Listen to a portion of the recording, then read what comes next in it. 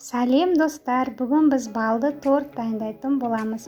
Олай болса, каналымнан алыстамаңыз, бірге дайындайық. Шұңғыл әрі кең ыдысымызға сары майымыз бен табиғи медімізді салып, водяной баняға қоямыз.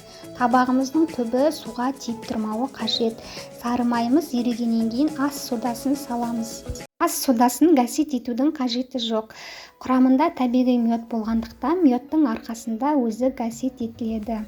Осылайша 20 минуттай араластырамыз. Қолыңыз шаршаса, 1-2 минут демалып алып, айналып келіп араластырыңыз. Осылайша смесіміздің түсі қанық қоңыр болғанша араластырамыз. Себебі бізге янтарный қанық түсті корждар керек. Таза ыдысымызға жұмыртқа, қант, тұз салып, көлемі ұлғайғанша миксерлейміз. Водяной банядан түскен балды смесімізге миксерлеп алған жұмыртқамызды қосамыз. Қорықпаңыздар, жұмыртқаңыз пісіп қалмайды, тек тез-тез араластырсаңыз болғаны.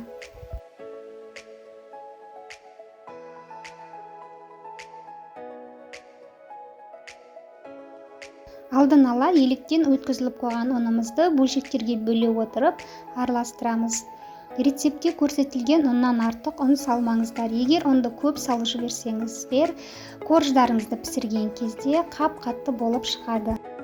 Міне қолымызға жабыспақ қамыр илеп аламыз. Бір қарағанда ұны аз сияқты көрінгенімен, холодильникке 2 сағатқа немесе 1 түнге жібергеннен кейін ол формасын ұстап қатаяды. Қолымды жабыспақ қамырмен былғамау үшін пластмассовый скребокпен табақтың жан-жағына жабысқан қамырларды жинап алып, бетін жауып, холодильникке жібердім. Міне менің қамырым 2 сағаттай холодильникте тұрды. Әлгіндей емес, қолға жабыспайтын, формасын ұстайтын тестіміз тоңазып шықты. Мен тестімді 8 бөлшекке бөлдім, әр қайсысын 107 граммнан. Қамырымызды оқтаумен жазамыз, аздаған құрғағын себе отырып. Қамырымызды шамамен 22 диаметрлі кольцамен өлшеймін. Дәл қазір кеспеймін, тек қана көзмен өлшеп көремін. 22 диаметрден сәл-пәл шығып тұру керек. Міне корждарымның бәрі пісіп шықты. Көріп тұрғандарыңыздай ол жұмсақ иіліп тұр. Енді 22 диаметрлі формамен кесіп шығамын бүкіл корждарымды. Міне сіздерге айтқан қанық янтарный түсті корждар пісіріліп шықты. Жан-жағына кескен обрезкаларын блендерге салып, өткізіп қоямын. Енді крем дайындаймыз. Салқын, холодильниктен шыққан 33-34% сливкеге қантты сала отырып, көлемі ұлғайғанша миксерлейміз. Міне кремімізді миксерледік, енді үстіне қаймақ саламыз. Қаймағымыз өте қою әрі дәмді болу керек. Қышқыл дәмі болмағаны дұрыс. Қаймағымызды 2 бөлшекке бөліп, миксерлеп алған сливкемізбен лопаточканың көмегімен араластырамыз. Миксермен емес, кәдімгі қол лопаточкамен араластырсақ жеткілікті.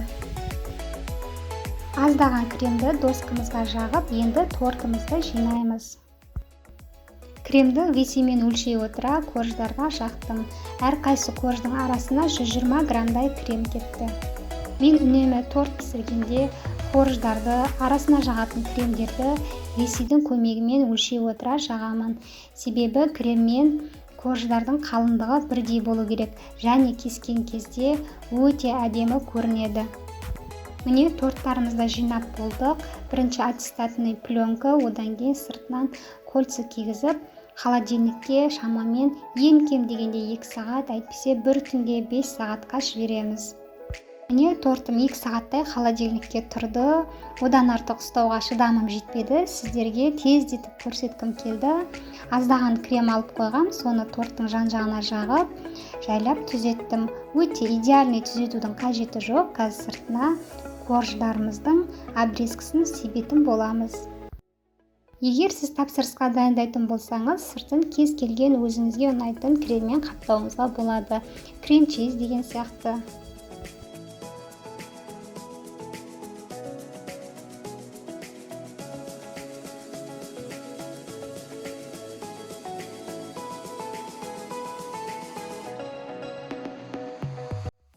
Осы жерде айта кететін бір лайфхак, торттың ұнтағын ситаға салып бетіне сеуіп шығамын. Торттың беті өте теп-тегіс болып әдемі көрінеді. Міне кесіп көрсетіп жатырмын. Корждарының түсі қанық, янтарный түсті. Дәмі сондай қанық, насыщенный, кремі сливочный, сметанный, өте жеңіл крем. Сіздерге ұнайды деген ойдамын. Үйде міндетті түрде дайындап көріңіздер. Ал сіздермен бірге болған Әсемгүл. Келесі кездескенше аман болыңыздар.